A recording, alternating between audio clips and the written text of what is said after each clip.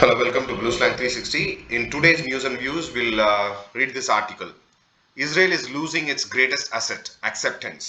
So this is again written by Thomas Friedman, our favorite go-to author when it comes to Middle East affairs. So let's read the article, learn the words, and also discuss the context. I have spent the past few days traveling from New Delhi to Dubai and Amman, the Jordan capital. And I have an urgent message to deliver to President Biden and the Israeli people. I am seeing the increasingly rapid erosion of Israelis standing among friendly nations. இஸ்ரேலுக்கு இருக்கிற நற்பெயர் வந்து அதனுடைய நண்பர்கள் அதனுடைய ஆதரவு நாடுகளில் கொஞ்சம் கொஞ்சமாக குறையுதுன்றாரு. ஏன் அப்படின்னா அந்த இஸ்ரேலுடைய ரெலன்ட்லெஸ் அட்டாக் டுவர்ட்ஸ் காசா, காசாவில் இருக்கிற நிறைய குழந்தைகள் இறந்தது, அந்த மாதிரியான அப்பாவி பொதுமக்களுடைய உயிர் பலிகளை, அவங்களுக்கு பட்ட காயங்களை வீடியோவாக பார்க்கறதுனால ஈவன் இஸ்ரேலுக்கு ஆதரவா இருக்கிற நாடுகளில் கூட அதுக்கான ஆதரவு குறையுது அப்படின்னு சொல்றது தான் இவர் சொல்ல வர்றாரு. A level of acceptance and லெஜிட்டிமசினா ஒரு சரியான ஒரு ஸ்டாண்டிங் தட் வாஸ் பெயின்ஸ்டேக்கிங்லி கஷ்டப்பட்டு build up over decades. And if Biden is not careful, America's global standing will plummet right along with Israel's.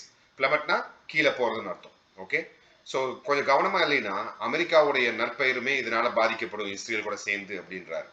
I don't think Israelis or the Biden administration fully appreciate the rage that is bubbling up around the world. Rage அப்படின்னா பயங்கரமான கோவம் ஒரு உள்ள குமுறல், fueled by social media and TV footage. So this is what we are saying. Social media நிறைய videos வருது, டிவியில் video or the death of so many thousands of Palestinian civilians, particularly children, with US supplied weapons in Israel's war in Gaza. Hamas has much to answer for integrating this human tragedy. Certainly Hamas has to be responsible for this, but Israel and the US are seen as driving events now and getting most of the blame. So இப்போ வந்து என்ன நினைக்கிறாங்கன்னா, Hamas blame பண்ணப்பட வேண்டியதாக இருந்தாலும் கூட யூஎஸும் இஸ்ரேலும் இப்போ இருக்கிற ஈவெண்ட்ஸ்க்கு ஒரு முக்கியமான பொறுப்புக்கு உள்ளாக்கப்பட வேண்டும் அப்படின்னு மக்கள் நினைக்க ஆரம்பிச்சிட்டாங்க. That such anger is boiling over in the Arab world. இந்த அரபு நாடுகள் இருக்காங்க இல்லைங்களா, அங்க இருக்கிற மக்களுக்கு, காமன் மக்களுக்கு இது ஒரு பெரிய கோபமூட்டக்கூடிய விஷயமா இருக்கு. But I heard it over and over again in conversation in India.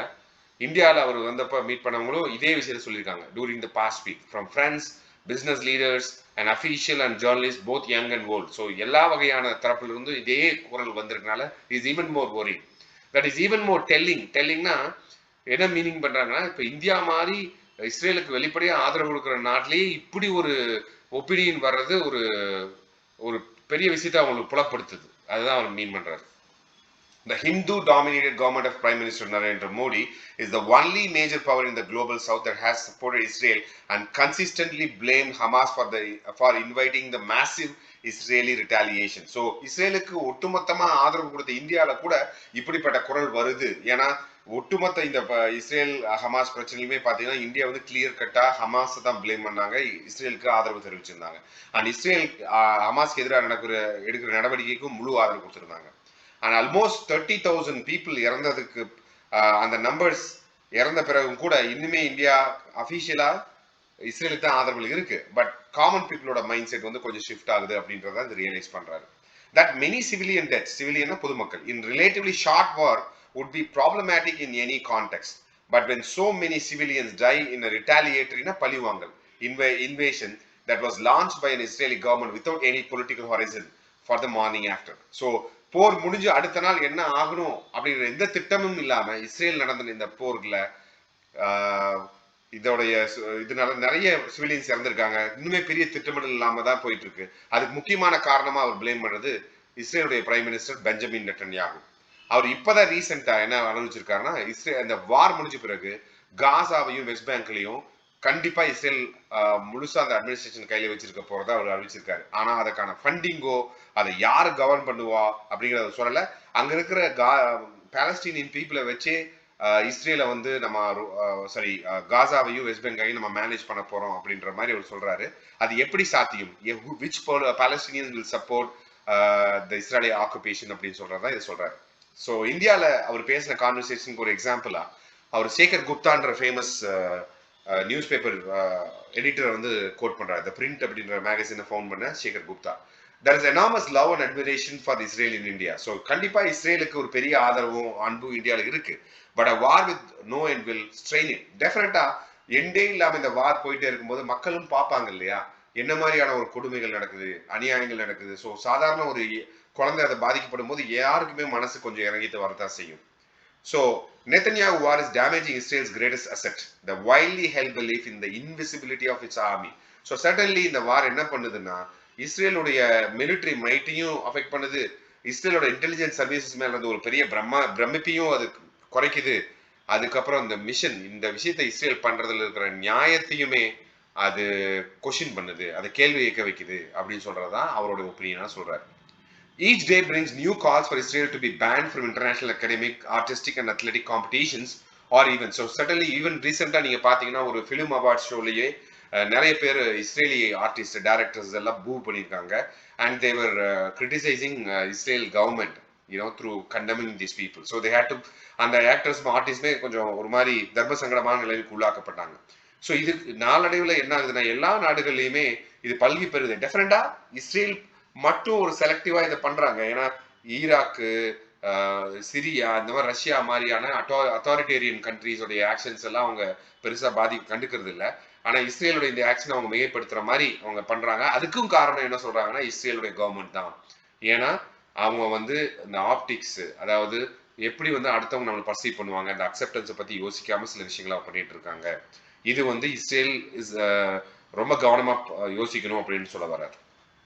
In particular many Arab leaders, இந்த அரேபிய நாட்டில் இருக்கிற பெரிய தலைவர்கள் எல்லாமே ஹமாஸ் வந்து அழியணும்னு நினைக்கிறாங்க. Who understand what a warped and destructive force, ஒரு அழிவு சக்தியா தான் ஹமாஸ் பாக்குறாங்க. ஆனாலும் கூட common people on the street வந்து இஸ்ரேலுக்கு எதிராக இருக்கிறனால ஓப்பனா பப்ளிக்கா அவங்க இஸ்ரேலுக்கு சப்போர்ட் பண்ண முடியாத சூழ்நிலையில் இருக்காங்க. சரிங்களா?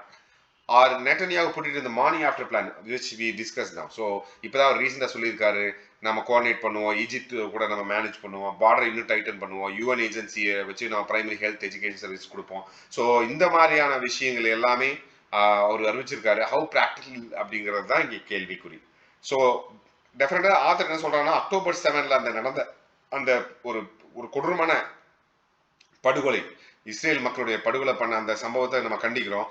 அதே நேரத்தில் பாலஸ்தீனியில் இருக்கிற அப்பாவி மக்களையும் குழந்தைகளையும் தொடர்ந்து ஒரு இக்கட்டான சூழ்நிலையில வைக்கிற இந்த மாதிரியான வார போக்கை நம்ம விட்டுறணும். இல்லைன்னா இஸ்ரேலுக்கு இருக்கிற நற்பெயர் உலகம் பூரா பாதிக்கப்படும் சொல்றதுதான் இந்த article. So he says definitely